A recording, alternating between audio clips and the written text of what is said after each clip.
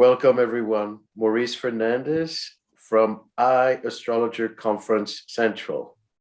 I'm here with faculty from our Tucson event that is going to take place April 29 to May 1st in Tucson, Arizona. Beautiful Southwest desert skies.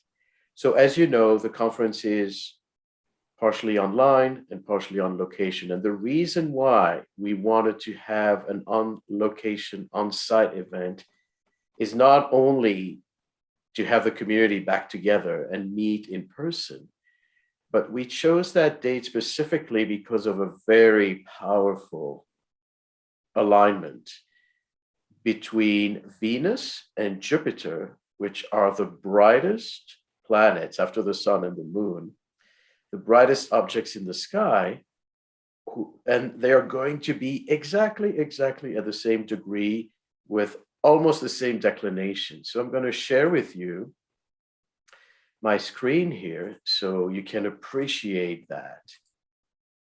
This is the conjunction as it happens on the 27th of April. So you see here, Neptune is with Venus. It's hard to read the letter because they're overlapping.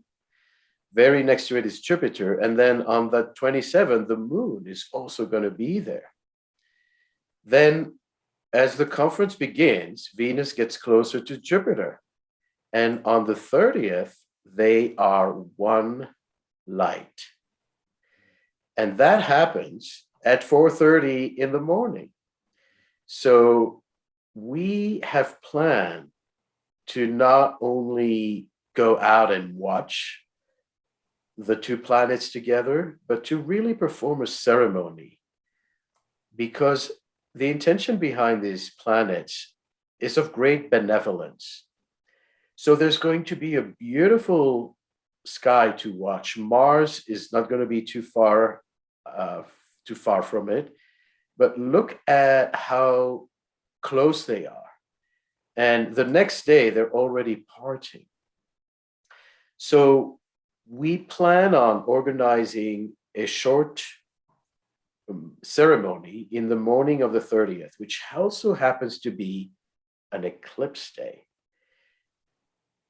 So we're going to be on the outskirts of town in nature, watching the eastern sky and invoking the positive, compassionate nature of these planets. So I'm going to pass the torch to Gemini Brett, who is going to lead this ceremony, the night sky presentation, as well as other interesting alignments that are going to be visible the day before. Just before that, I want to show you the chart where we see these alignments. Mars is a little behind, then Neptune, Venus, and Jupiter together at 27 degrees Pisces. So Gemini, thank you.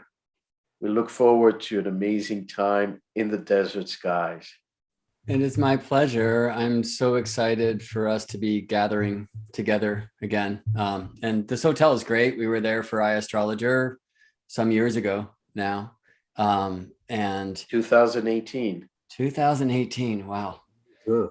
Too long. And it's obviously been too long since we've been able to come together, not on Zoom and remotely. And I think the Pisces energy will have us extra aware about our peers' sensitivities, right? And so this is a really blessed conjunction to honor that oneness that we hold, and also the sensitivities and feeling into one another's hearts and kind of picking up another level of our own empathy. There's an amazing thing happening in the sky during the retreat. Yes, the Venus-Jupiter conjunction, absolutely. But Venus as a morning star and Mercury as an evening star are just about at their maximum elongation from the sun. For Mercury, it's just the day before this, where Mercury's furthest from the sun, and just before ingressing Gemini. So one of our plans was to go out and see Mercury as an evening star. Many astrologers I know haven't. Some believe you can't make eyes with the trickster but you can, and this will be a particularly good time to see Mercury as an evening star. So Maurice and I recently were talking about, hey, okay, what time should we go out at night? And then how long do we have to stay until we can see some Milky Way and these things? And what about getting up in the morning to go see Venus and Jupiter? I want to share Stellarium here as well, because if we get up early enough, and we will, sorry about that, we're not only going to see this conjunction in the morning sky. This is actually a few days before, I'm noticing, but the galactic center, right? The galactic bulge of the Milky Way, the serpent's mouth, where the cosmic serpent, the Ouroboros, bites its own tail. And this is a place where some traditions say the Golden Gate, the place where our souls go, which feels very Piscean in many ways, doesn't it?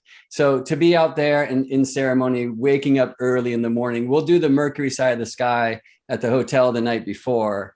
And you'll see how visible Mercury can be at these times. And I'll help you tune into some of that other side of the sky, the other side of the Milky Way's crossing, which was known as the Silver Gate, and where the souls come from. And then in the morning, early in the morning, we'll wake up and do the sacred work. I mean, in that sense, one beautiful truth is kind of anchored in, which is the significant difference between evening stars and morning stars, right? The evening stars, easier to see because it's the end of the day and we're out gathering for the sunset, and we move from the warmth to the cold, and it's wonderful to be in tribe at the time and keep each other warm. And then we'll wake up in the cold and we will experience the rebirth of the light. And before this great mystery to see galactic center there, Saturn, Mars, Neptune, who we won't see with our eyes, but feel with our hearts, and this beautiful near occultation of Venus and Jupiter really gathered together as one, as we gather together as one, and experience that morning star, which reminds us to bring the light. I just want to show the Mercury aspect to the sun. Mercury is going to be 20 degrees away from the sun. So just so you have a chart visual, whereas Venus is behind the sun. That's why it's a morning star, and that's why Mercury is an evening star. So I'll just add, that might surprise you that I say Mercury is as far from the sun as he gets, because you probably have learned that Mercury's maximum distance from sun is 27, even 28 degrees, but that does not happen in every cycle. And the trick, and I'll be teaching Mercury during the in-person retreat actually, is to look at Mercury's speed. Mercury's speed equals the sun speed the day before. That's the maximum elongation. And that's in this particular cycle where Mercury will be most visible as an evening star, just in that last anaretic degree of Taurus, moving home into Gemini, and then this Taurus eclipse. It's all coming together. So why don't we? So the other thing to notice before I would like Roy Gillett to introduce us to this as well, is that the eclipse happens at 10 degrees Taurus, and the ruler of Taurus is that same Venus. So Venus is immediately connected to the eclipse. And like we say, it's in Pisces, it's called an exaltation degree of Venus. Roy, I know you've done some stargazing at Stonehenge. Yeah. Well, yeah, I mean, the whole thing, I did this over the years. I mean, the first time I really got up very early in the morning for a spiritual purpose was somewhere in India, where I got up to go to queue up for a temple, because it took all day to get to the center of the temple unless you got up early in the morning. So I tried to get up before everyone. I was almost first in the queue at about 3 o'clock in the morning. And you went through this long, patient process of going through the temple to the various places. So you got to the center of the Sanctum Sanctorum, and then you came out again. And when you came out, it was daylight, and the world had woken up while you've been going through that process. And you were just so totally sort of almost uplifted by the experience of having had 3 hours ahead of the world that you were watching.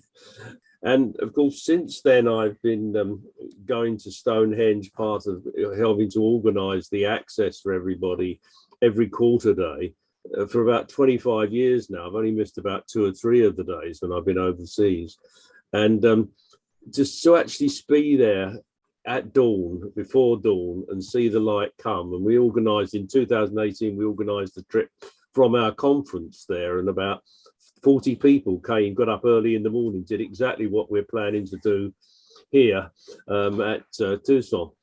And, you know, really, they were so impressed by seeing the sunrise at Stonehenge, but you're going to see much more than this. You're going to see everything that Gemini and Morris have described, and the sunrise. You will go out in the dark into a strange, weird world. We organise some transport. It'll be strange and unwieldy, and suddenly, hopefully, particularly in Tucson, where the latitude is nearest the equator, it switches on and off more quickly than it does in London, where you've got 50 degrees of latitude, not 32. But so it will be dark, and then you'll see the sky, you'll see the Venus, Jupiter rising, and the other planets in the sky, and then it will become light. And then with that new energy, you'll be coming back to the rest of the day. And I think you'll find it will build up for the rest of the day, even though you're losing a bit of sleep. Get to bed early the night after. Gemini's done his thing that night before. And we're working on an invocation for the ceremony, which to me, Venus conjunct Jupiter in Pisces is the ultimate transmutation through suffering, bringing all the suffering of all the negativity that's been created through the whole previous zodiac cycle to a head. And you can see it in the world right now. So it seems appropriate that we should have an invocation, something like this. We'll work on the wording a little bit, but this is what we've got so far. May all we have been through prepare the way for a much better, kinder way ahead. Something like that is what we can think about as we watch this Venus-Jupiter conjunction. Thank you, Roy. And I think that is part of the practice of astrology, is to understand that the consciousness of planets, it's not only analyzing charts, but really being able to tap into the energy, see it as a portal, and invoke those powerful energies, especially as we all emerge from the pandemic. As we said, you know, the North Node is now in Taurus. We're in a phase of rebuilding. And Venus is going to be in Pisces to pacify. And just after we emerge out of the pandemic, there is, you know, so much chaos still in the world. So we have a role, not just for ourselves, as astrologers coming together, we can create a vibrational effect by connecting to these planets and really bringing healing to everyone. So thank you, everyone. I would like to, you know, invite you. Tucson is fantastic. The hotel is beautiful. You know, it's one of the only places on Earth where you have these giant cactuses, the saguaros, and there are forests of them. So the landscape is mesmerizing. But then, you know, you also have amazing faculty, many great presentations on top of the ceremony. We look forward to seeing you. You can check the website, opaastrologyevents.org. Thank you, Roy and Gemini, and looking forward to being together again.